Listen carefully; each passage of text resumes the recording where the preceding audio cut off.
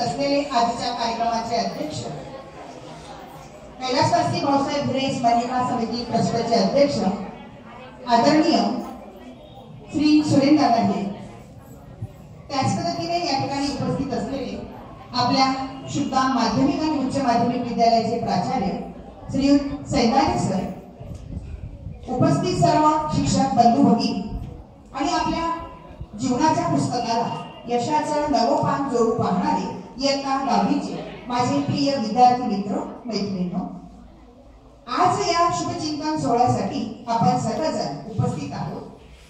इयत्ता 10वीच्या विद्यार्थ्यांना आज आपण त्यांच्या भावी वाटचालीस शुभेच्छा देणार आहोत.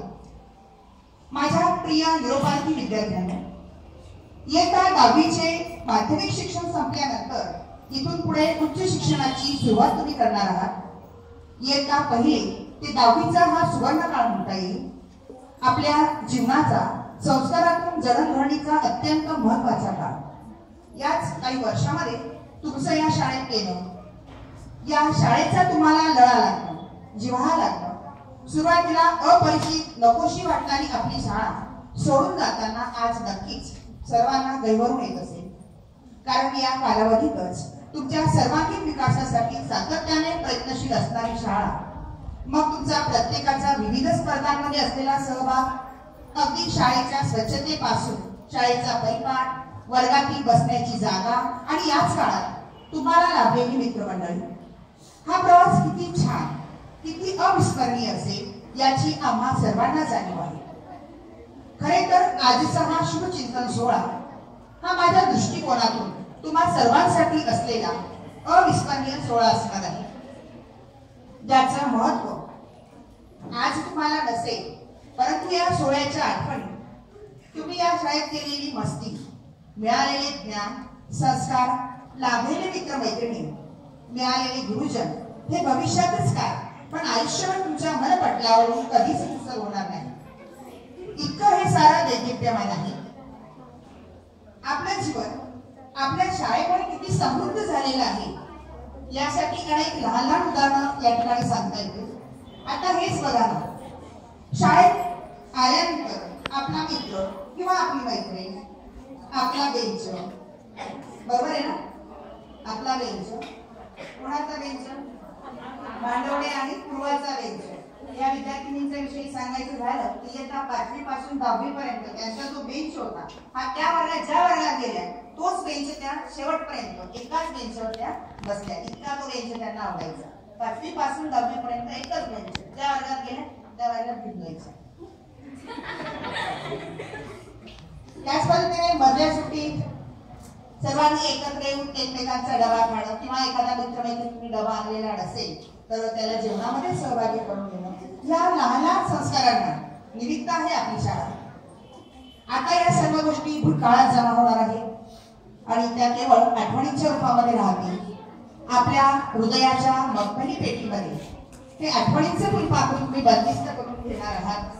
मग कधी आठवण आलीच तर ही पेटी कलगल उघडा. बघा, क्षणामध्ये एक वर्ष मागे फिरतील, सरतील आणि आठवणींचाही फुलपाखरू सर्वत्र भिरभिरू लागला.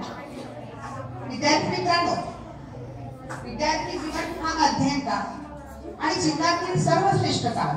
Student life is best life. कारण या काळामध्ये कुठलीच जबाबदारी नसते. फक्त शाळेत जाणं, शिकणं, अभ्यास करणं, खेळणं, बागडणं, मौज मस्ती करणं, अगदी निश्चिंत राहण्याचे दिवस, अगदी निष्पाप जीवन. परंतु मित्रांनो, तुम्ही तुमच्या पालकांच्या आशांचे दीप आहात. घर, कुटुंब, समाज आणि देशाचे भावी आधारस्तंभ आहात. तुमच्या विकासात समाजाच्या आस्था घडलेल्या आहेत, म्हणून तुमच्या उन्नतीचा सर्वांनाच सार्थ अभिमान वाटणार आहे. तुमचे हे विद्यार्थी जीवन जीवनाला दिशा देणारे, जीवन घडवणारे, जीवनात संस्कार रुजवण्याचे, वळण काढण्याचे वय. परंतु हे वय तितकेच धोक्याचे सुद्धा असते. जीवनाची दिशा चुकली तर पार दशा होऊ शकते. म्हणूनच विद्यार्थी मित्रमैत्रिणींनो, संगदोष, वाईट मित्र, व्यसन यापासून दूर राहा. स्वतःला सांभाळा. हे बघा, if money is lost, nothing will lost. If health is lost, something will be lost. But if character is lost, everything will be lost. आपणच आपल्या चारित्र्याचे, भविष्याचे, उज्ज्वल भविष्याचे रक्षक आहात. तुम्हीच तुमच्या जीवनाचे शिल्पकार आहात. चांगलं ते घ्या, वाईट ते सोडून द्या. सदा वर्तन ठेवा, सद्वर्तन ठेवा, जिज्ञासा जागृत ठेवा. विद्यार्थी जीवन आहे तोवर पण लावून अभ्यास करा. त्याचबरोबर आपला आहार आणि व्यायाम याकडे मात्र आवर्जून लक्ष द्या. तन आणि मन स्वस्थ ठेवा, कारण हेल्थ इज वेल्थ. शिक्षणाने जीवनाचा विकास होतो, त्यामुळे जीवनातील सर्व गरजा पूर्ण होतात. Education is source of income. शिक्षणामुळे जीवनातील नवीन आव्हानं पेलण्याची ताकद मिळते. कारण आपण जसे जीवनाच्या पुढील प्रवासात निघतो तसतसे आव्हानं वाढत जातात. आयुष्यातील तुमची स्वप्न तुम्ही तुमच्या विश्वासाने जिद्दीने पूर्ण करा. इतके मोठे व्हा की तुमचं नाव घेतल्यानंतर आम्हाला सुद्धा तुमचा सार्थ अभिमान वाटेल. परंतु मोठं होत असताना मात्र यामध्ये कधीच मीपणा येऊ देऊ नका. आपल्या मित्रमैत्रिणींना कधीच विसरू नका. जिथे हा आपल्याला मैत्रीचा अनमोल खजिना लाभला, आपल्या शाळेचा, गुरुजनांची तुम्ही कायम आठवण ठेवा. आयुष्यामध्ये एक ध्येय निश्चित असू द्या आणि हे ध्येय गाठण्यासाठी प्रयत्नांची पराकाष्ठा करा, सतत परिश्रम करा. यावेळी मात्र स्वतःचा विश्वास कमी होऊ देऊ नका.